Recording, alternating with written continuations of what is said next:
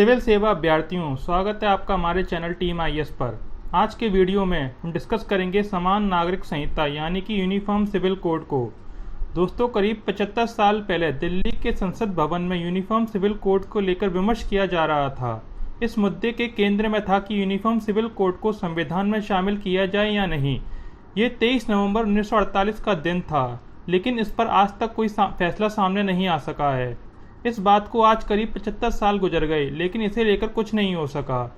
आज जब प्रधानमंत्री नरेंद्र मोदी की सरकार है तो देश के तकरीबन हर शहर में चाय के ठेलों से लेकर कॉफी हाउस तक की चर्चा रहती है कि सरकार समान नागरिक संहिता यानी कि यूनिफॉर्म सिविल कोड लागू करेगी, क्योंकि एक देश एक कानून का विचार आज आमतौर पर हर आदमी के जहन में है।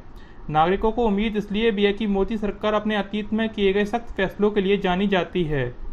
तो आइए जानते हैं आखिर क्या है यूसीसी यानी यूनिफॉर्म सिविल कोड, क्यों विशेषज्ञ इसे जरूरी मानते हैं और अब तक क्या रही है सुप्रीम कोर्ट की राय। दोस्तों, यूनिफॉर्म सिविल कोड का अर्थ होता है भारत में रहने वाले हर नागरिक के लिए एक समान कानून होना, चाहे वे किसी भी धर्म या जाति का क्यों ना हो। समान नागरिक संहिता में शादी, तलाक और जमीन जायदाद के बंटवारे में सभी धर्मों के लिए एक ही कानून लागू होगा। इसका अर्थ है कि एक निष्पक्ष कानून है जिसका किसी धर्म से कोई ताल्लुक नहीं है। चलिए अब जानते हैं कि ये क्यों जरूरी है। दरअसल दुनिया के किसी भी देश में जाति और धर्म के आधार पर अलग अलग कानून नहीं हैं, लेकिन भारत में अलग अलग पंथों के मैरिज एक्ट है। इस वजह से विवाह, जनसंख्या समेत कई तरह का सामाजिक ताना बाना भी बिगड़ा हुआ है। इसलिए देश के कानून में एक ऐसी यूनिफॉर्म तरीके की जरूरत है जो सभी धर्म, जाति, वर्ग और संप्रदाय को एक ही सिस्टम में लेकर आए। इसके साथ ही जब तक देश के संविधान में ये सुविधा या सुधार नहीं होगा, भारत के सेकुलर होने का अर्थ भी स्पष्ट तौर पर नजर नहीं आएगा।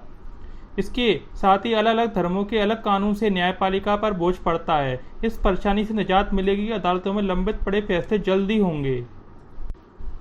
शादी, तलाक, गोद लेना और जायदाद के बंटवारे में सबके लिए एक जैसा कानून होगा, फिर चाहे वे किसी भी धर्म का क्यों ना हो। वर्तमान में हर धर्म के लोग इन मामलों का निपटारा अपने पर्सनल लॉ यानी निजी कानूनों के तहत करते हैं। इसके अलावा यूनिफॉर्म सिविल कोड लागू होने से महिलाओं की स्थिति सुधरेगी। कुछ धर्मों के पर्सनल लॉ में महिलाओं के अधिकार सीमित हैं।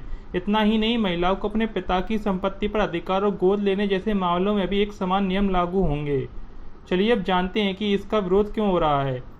यूनिफॉर्म सिविल कोड का विरोध करने वालों का मत है कि ये सभी धर्मों पर हिंदू कानून थोपने जैसा है, जबकि इसका उद्देश्य साफ तौर पर सभी को समान नज़र से देखना और न्याय करना है।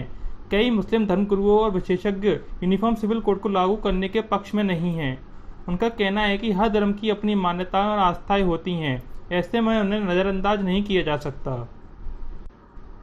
दोस्तों, भारत में यूसीसी को लेकर बड़ी बहस जारी रही है। वहीं दूसरी ओर Pakistan, Bangladesh, Malaysia, Turkey, Indonesia, Sudan और इजिप्ट जैसे कई देशों में यूनिफॉर्म सिविल कोड लागू किया जा चुका है। चलिए अब जानते हैं कि यूसीसी के लिए याचिका किसने लगाई है। दोस्तों, बीजेपी नेता और पेशे से वकील अश्वनी उपाध्याय ने यूसीसी लागू कराए जाने को लेकर सुप्रीम कोर्ट में याचिका दायर कर रखी है।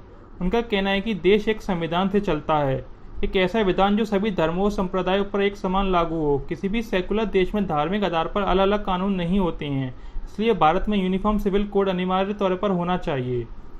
तो दोस्तों, अगर आपको ये वीडियो पसंद आया हो तो इसे लाइक कीजिए, अपने फ्रेंड्स के साथ शेयर कीजिए और हमारे चैनल को सब्सक्राइब कीजिए। हमारे साथ जुड़कर आप और भी इन्फॉर्मेटिव वीडियोस देख सकते हैं। वीडियो देखने के लिए आपका धन्यवाद और मिलते हैं अगली वीडियो में।